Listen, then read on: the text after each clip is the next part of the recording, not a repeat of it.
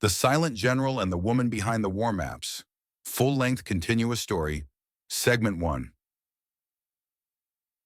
Is before maps were redrawn, before empires knelt, before victory marched in boots along the boulevards of Berlin, there was a boy who preferred silence to songs and sketches to games. His name would one day echo in the war rooms of Europe like the ticking of a watch set to detonate history. But in the spring of 1800, Helmuth Karl Bernhard von Moltke was simply the quiet child in a fading noble house, a house of titles without treasury, of customs without comfort. Mecklenburg was a land caught between centuries. The Enlightenment had arrived in books but not yet in breath, and the Napoleonic Wars loomed like storm clouds behind the horizon. In this gray, brittle world, Helmuth learned early that stillness was survival. His father, once a cavalry officer of some ambition, had grown increasingly erratic, first in finances, then in temper. His mother, refined and proper, carried herself with the precision of porcelain, but warmth had long since been abandoned for etiquette. There was discipline at the table, but no intimacy. Conversations were measured, like military parades, formal, rehearsed, and always ending before anything real began. So the boy retreated, into books, into maps, into geometry and the languages of distance. He took comfort in the certainty of lines, in the predictability of fortresses sketched in charcoal, in the unchanging nature of mountains and rivers. He studied Latin, French, and history, but what fascinated him most was not the glory of kings, but the mechanisms beneath their triumphs, the paths, the supply chains, the logic hidden inside conquest. At 12, he was sent away, to Copenhagen, to the Royal Danish Cadet Corps, where the Prussian-born boy became a stranger twice over. A foreigner in blood and in soul, he kept to himself, speaking only when spoken to, excelling in subjects others barely passed. His fellow cadets mocked his reserve, his lack of flair, his insistence on precision. But the instructors took note. The boy was not fast, but he was relentless. Not charming, but dependable. He asked no questions in class, but his notebooks were filled with diagrams and silent evaluations of failure. By the time he returned to German soil, Helmuth von Moltke had already learned the two principles that would govern his life, that war was the triumph of order over chaos, and that emotion, in all its forms, was a threat to clarity. He would not fall in love, not yet, and certainly not with a woman of courtly artifice or fragile beauty. His eyes, though sharp, were not given to desire, but fate has a habit of intruding on plans drawn too tightly, and it would be in England, of all places, that the man who would never chase romance would be caught in its quiet snare. He was in London to tutor the son of a noble family. He wore black coats, walked with restraint, and spoke with the precise diction of someone who did not waste syllables. At soirée, he stood in corners. At concerts, he listened without applause. He watched the English with the dispassion of a cartographer, noting customs, routes, and misalignments in culture as he might chart a campaign across unfamiliar terrain. And then came Marie. Marie Luise Bertha was not dazzling. That was the first deception. She did not command attention in a room. She did not seduce with voice or glance. But she lingered, the way twilight lingers after sunset, subtle and profound. There was something unreadable about her, and Moltke, who prided himself on seeing through facades, found himself, for once, unable to decipher a pattern. She had English blood and German bones, a mind sharp enough to duel, and a temperament smooth enough to disarm. She spoke less than most women, read more than most men, and laughed only when the humor was worth the breath. He watched her once at a dinner party, seated beside a baron who assumed her silence meant dullness. She responded to one of his lectures with a single sentence that gutted his argument so elegantly it took the rest of the table a moment to realize they were witnessing a duel and a victory. Helmuth was intrigued, not by beauty, not by status, but by the precision of her mind and the economy of her expression. Here, he realized, was someone who understood the weight of silence, not as absence, but as architecture. They courted without courtship, no flowers, no letters scented with perfume, just conversations in libraries, Pauses that meant more than words. Walks where they said almost nothing and learned almost everything. When he asked her to marry him, it was not on one knee or in poetic verse. It was over a map. They were discussing the Battle of Cannae. She traced the pincer movement with a fingertip and said, "So the center was meant to bend, not break?" He nodded and she added, "Like people then." He looked at her, and for the first time in years he felt unarmored. "I would like you to come with me," he said, "to Berlin." She agreed, without spectacle, without need for ceremony. And so began a marriage that would defy the age. In a world where husbands conquered and wives decorated parlors, the Moltkes lived like two adjoining fortresses, separate, fortified, and yet unshakably connected. They understood each other the way two scholars understand silence between thoughts. She ran the household not as a matron but as a strategist. He consulted her on nothing officially, but rarely acted without her insight.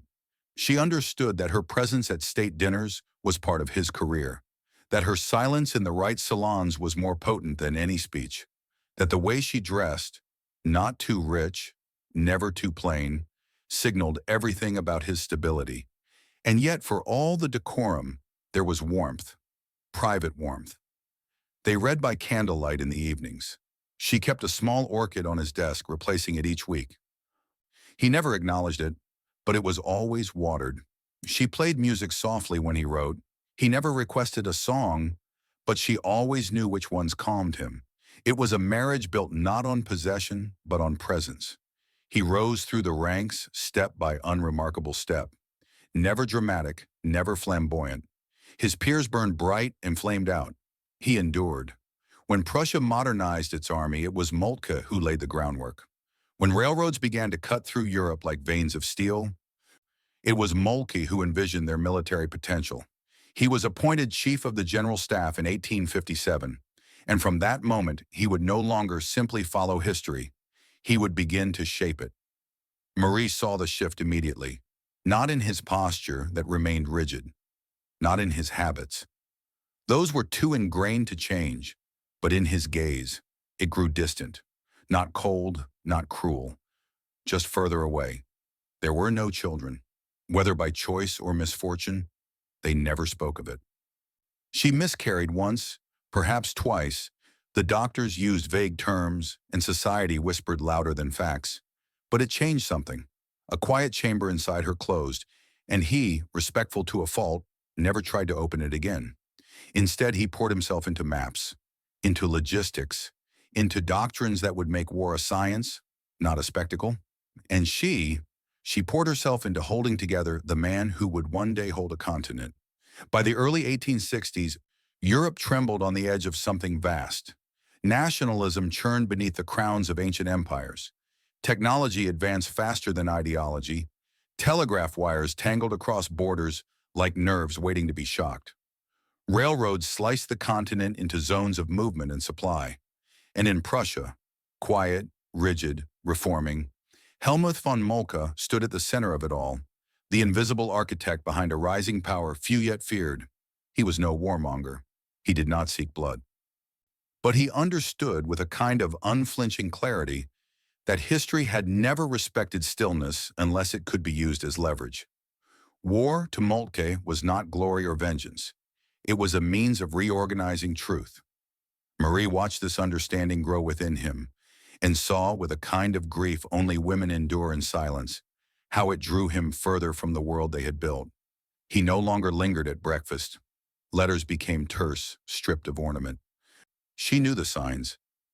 He was planning again, not a dinner or campaign of charm, but a campaign of war. It began not with Austria, but with Denmark. In 1864, conflict erupted over the duchies of Schleswig and Holstein, a constitutional dispute layered over ethnic identity and royal succession. But for Moltke, it was something else entirely. It was a field test. He had spent years transforming the Prussian general staff into a thinking machine, a system in which war could be broken down, predicted, rerouted, and accelerated. The addition of rail made it faster. The addition of telegraph made it immediate. And in Denmark, he saw the perfect storm. a smaller nation defending its pride with outdated tactics against an army designed for a future that hadn't arrived yet. The campaign was swift, clinical, and quietly brutal. Prussia, allied with Austria, overwhelmed Danish defenses. Positions fell like clockwork. The world took notice, but only slightly. It was, they said, a provincial quarrel, a northern adjustment. But Marie understood something else. It was a rehearsal. At a state dinner that winter, she overheard Bismarck, all cigar smoke and smiles, refer to Moltke as the man who could kill a country by diagram. She said nothing. She merely watched the chancellor calculating and then glanced toward her husband, seated alone near the end of the table, picking at his food as if it were another puzzle he had already solved. She knew then that Bismarck feared him, not because Helmuth wanted power, but because he didn't. Men like that were dangerous. They could not be bought, and they had no appetite to distract them. They only served ideas, and ideas, once set in motion, respected no borders. In the years that followed, Prussia grew stronger. Marie remained a fixture of quiet grace in the capital, aging with poise, always composed, always just behind the edge of scandal or attention. She hosted, she listened. She supported charities, but more than anything she observed. And what she observed was the slow drift of her husband into the realm of abstraction. He no longer seemed to notice the seasons. His correspondence was filled with acronyms and deployments. He rarely wrote anything to her beyond the facts of his location. Once, in a letter from Leipzig, he enclosed a page torn from a field manual. On it, he had circled a phrase in pencil. The decisive point must be chosen, not found. She read it 3 times before realizing it wasn't strategy, it was confession. In 1866, the storm came. Austria had grown wary of Prussia's rise.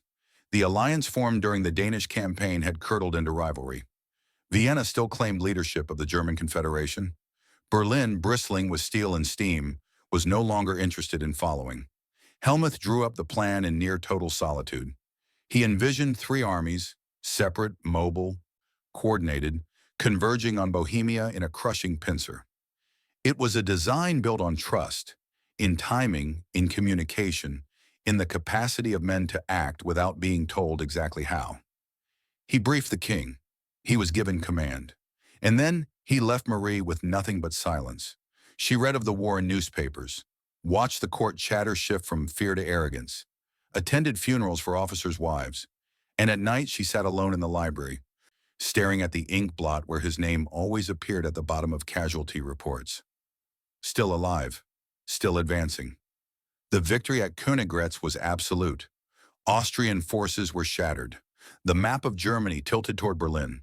Within weeks, Bismarck was in negotiations, reshaping the Confederation into something new, a North German Confederation with Prussia at its core. Moltke returned to Berlin not as a general, but as a force of nature. The court celebrated. The people roared. Medals were struck in his name.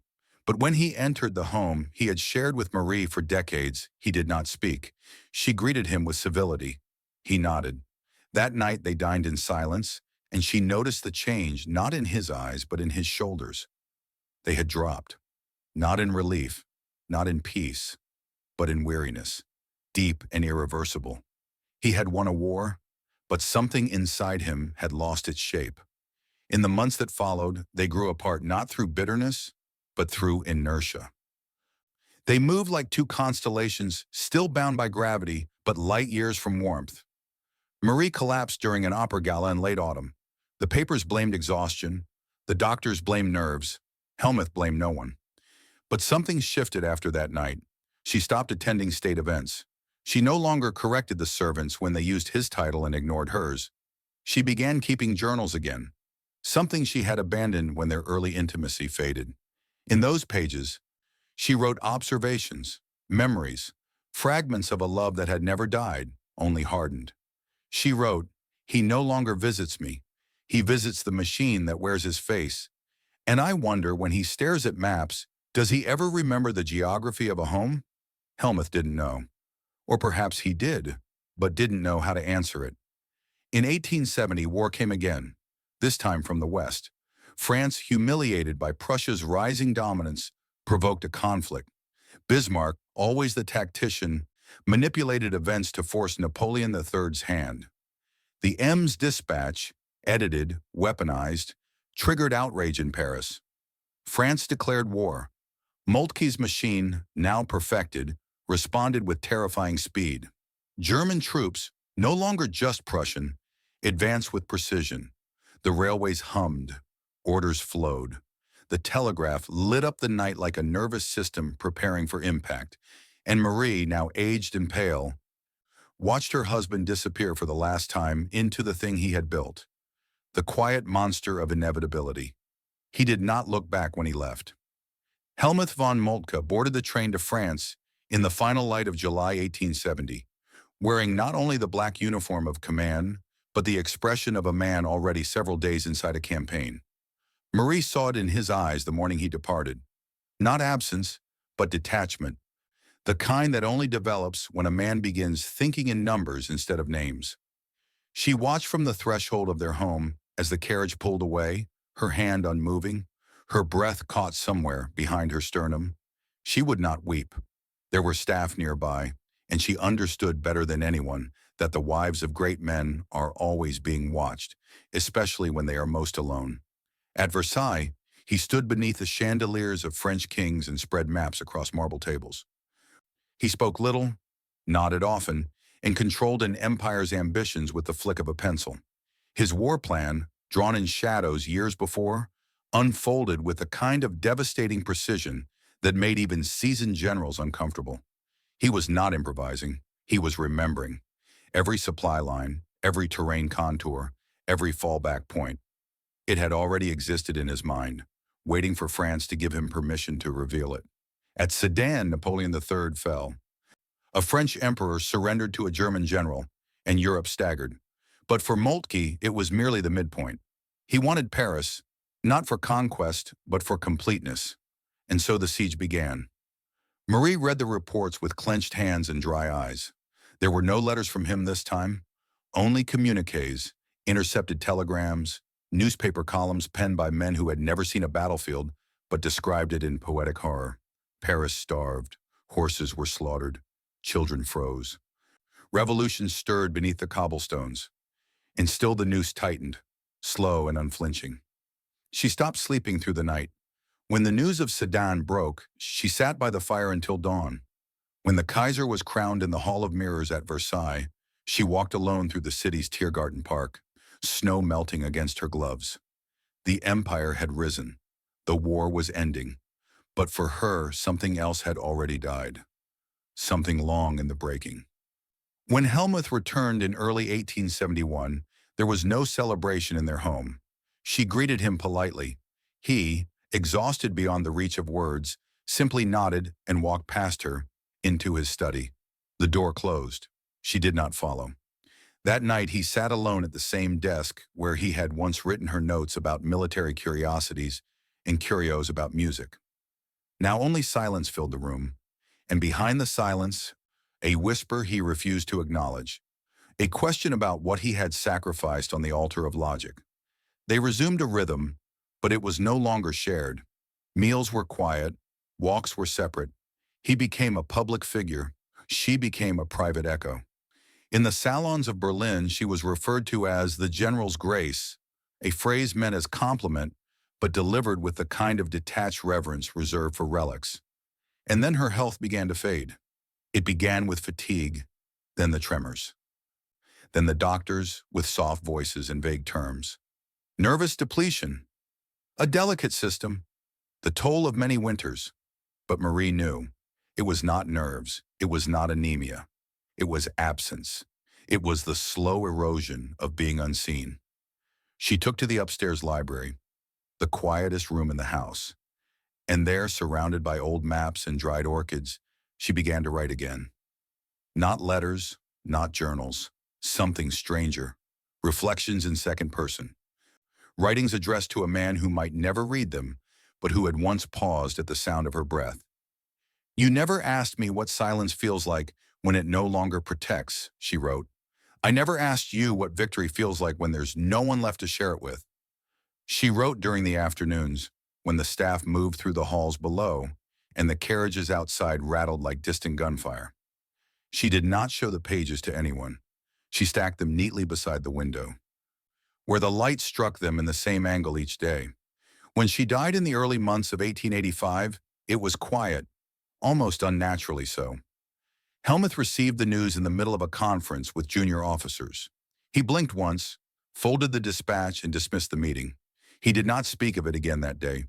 But that evening, the servants found him in her library, seated on the chaise where she had spent her final weeks, holding a stack of papers bound with a pale blue ribbon. He did not eat that night. He did not sleep. He read every page. Some pages contained lines he could not understand. Some contained phrases that pierced. On one, near the middle of the stack, she had written only one sentence. "You never came home. You just returned." In the weeks that followed, he continued his public duties. He gave speeches. He reviewed troop maneuvers.